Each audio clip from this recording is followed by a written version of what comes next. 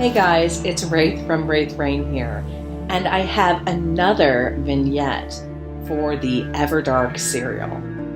I've always believed that the villain really makes the peace, and in the Everdark universe, the villain is somewhat surprising, and it may not be the one you think it is at the beginning. But in any case, here's a vignette between Caemorn and Artemis. 16 years ago. You cannot let them live, Caemorn, his master Artemis Eleusis said as they wandered through the graveyard. Mist curled around the gravestones. Most of the inscriptions had been erased by rain, wind, and simply the action of time. Caemorn tried to keep his expression as empty as those headstones. The Harrows are famous. Killing them would draw attention, Caemorn pointed out. His hands slipped behind his back, crossing at the wrists. That would stop him from fisting them at his sides. We could bring in Confessor Xerxes to take their memories and put in aversion thoughts whenever they consider looking into the existence of vampires again. Confessor Xerxes was a powerful member of the Iros bloodline. He was not as good as Balthazar Ravenscroft at mind control. But then again, no one really was. Balthazar wasn't nicknamed Iros Reborn for no reason. But just thinking about the exiled vampire lord had his lips compressing together, and Caemorn needed no extra stress with his meeting with his master. Wiping their minds is not possible, because then Xerxes would know what the Harrows do, and he would have to be eliminated as well. And he is actually useful. Not to mention his second death would be very noticed. Artemis answered with a put-upon sigh, as if Caemorn were very stupid. Artemis stopped a few feet ahead of him and lightly perched on top of a headstone. His master appeared a youth, with blonde hair and an angelic smile. He looked completely at home in the graveyard, though, a seraphim that had come to earth to wake the dead from their slumber and walk once more. And they were there for that purpose. But the dead would work for them, not any god. How can you be sure what the Harrows have found if you have not let someone follow them through the gate? Caemorn asked. The thought of a new city in the Everdark open to them was thrilling. The fact that humans had found it was slightly unnerving, but in the end it didn't matter. The city would be theirs. But then Artemis had stopped him from alerting anyone about it. I have followed them through, Artemis admitted. Caemorn lifted his head up in surprise. What? His beautiful master's expression was ugly, full of shadows of old anger and hurt. Artemis's pink lips were pulled back from his teeth, and his fangs were out. You heard what I said, Caemorn. I went and saw the city. I know it's his. I know it is Night Vallon, Artemis said with a toss of his mane of blonde hair. Night Vallon.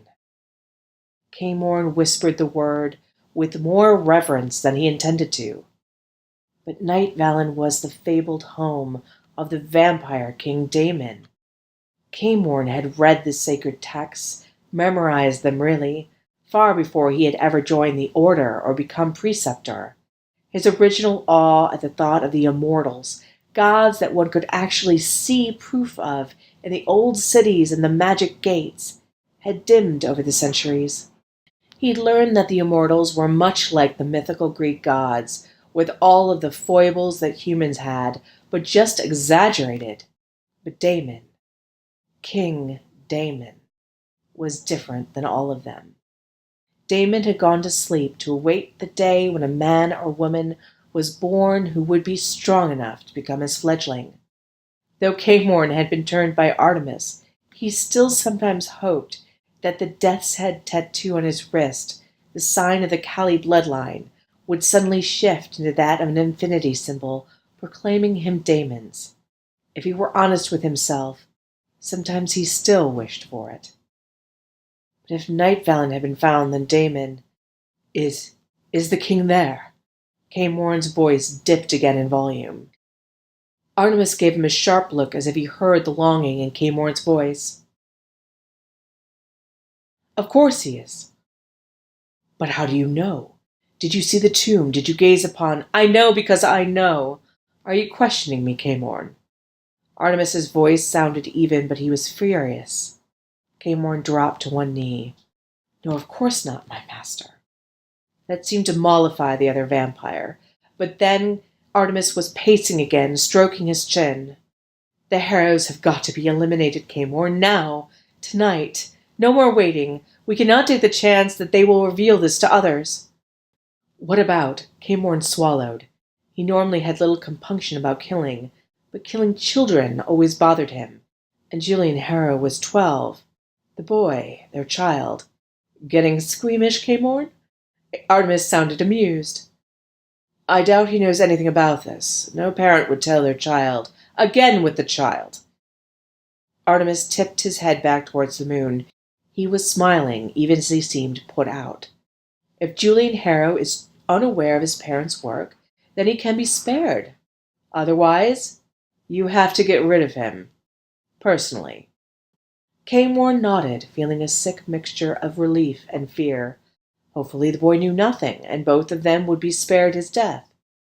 He already would be killing the boy's parents. That was enough pain for anyone to bear. So I hope that you guys enjoyed that vignette. That gives you sort of an idea of what happened when the Harrows found Night Vallon. And it also may give you some ideas that Caemorn, though he is our villain, isn't exactly the one in charge, maybe. And there's more things to find out in the story as you go along. And in any event, I hope you enjoyed it. Please let me know in the comments, and I can't wait to hear your thoughts. If you are new to Raythe Reign and actually are not a member and haven't done so already, you can sign up at our mailing list, link down below, that will give you a chance to get the first 10 chapters, which is literally a book's worth. It's like 48,000 words of Everdark to see if you like it. And then you can sign up to read the rest, although we're nowhere near done. If you're a member and for some reason haven't started reading Everdark, this is a great opportunity for you guys to start. Remember, every single story is included with your membership. So go ahead, go start reading. There's like 250,000 words and more coming. Anyways, thanks guys. I'll talk to you later. Bye.